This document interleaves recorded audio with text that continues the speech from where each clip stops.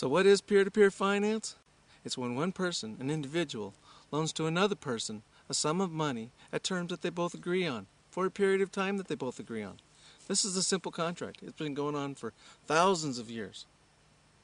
So come with me down to the river where the stage is set and the players will tell their own story.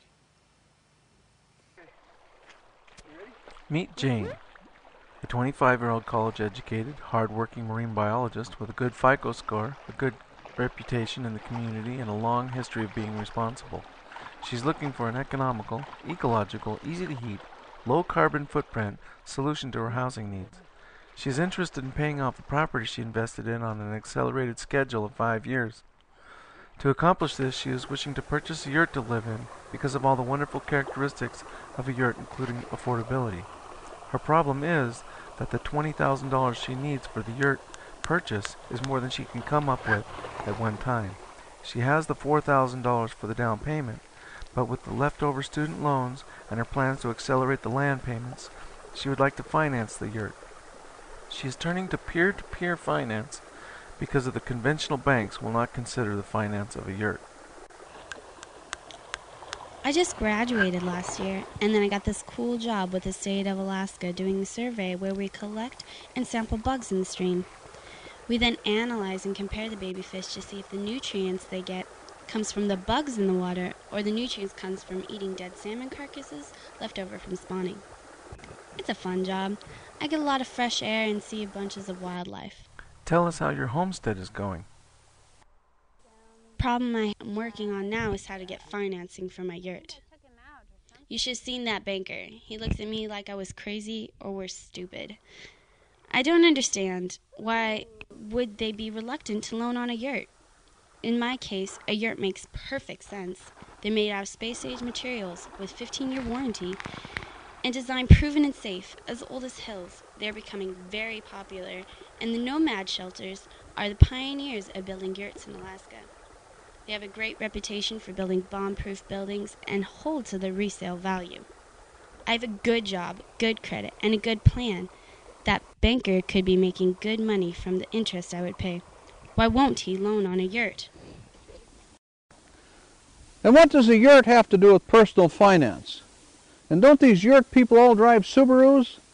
Why don't they drive Cadillac Esplanades like the rest of us?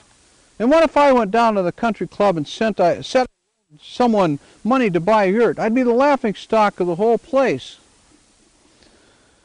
She only wanted $20,000. Well, that's peanuts. I need $250,000 to invest in interest-only option arms on Wall Street. That's where the money is. Oh, son of a yurt. Anyway, where are these yurtless fish? I wanted to invest in Alaska's economy. Alaska's been good to me. I came up here in the 70s to work on the pipeline. Then I did some commercial fishing for a while. Then I worked up on the slopes. And about 10 years ago I retired, started to invest for my retirement. My investments weren't large, just a few rental apartments, some interest in some gold mines, and a stock portfolio. In the last year, 40% of my stock portfolio has disappeared to Wall Street. I've worked too hard to let those bankers and investors on Wall Street take all the money I've earned. George, I would like to introduce you to Jane. She has a good job and a FICO score of 650. She's looking for financing for $20,000 for her home. She's willing to bid 9% for 10 years. Jane, meet George. He's willing to help you make your dreams come true. He's willing to offer 10% for 10 years. I hope you guys can make a good deal.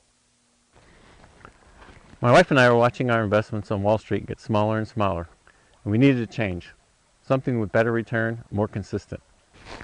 So I decided to invest in Fund a Yurt. Seemed like a good investment, good return, and investing in my community. I found Fund a Yurt, and I met Jane, a woman who works for the state of Alaska. She had a good credit score, she had the 20% down, and I wanted to invest in Alaska. I'll take my chances with a neighbor and a hard-working Alaskan. Besides, the loan secured, I held the title. And if she defaults, nomad shelters make great yurts. And yurts make great housing, especially when your in-laws come to town. So I thought it was a safe investment. We negotiated a rate of 10% for 10 years. So if you're Jane or George, Email me. Let's make some dreams come true.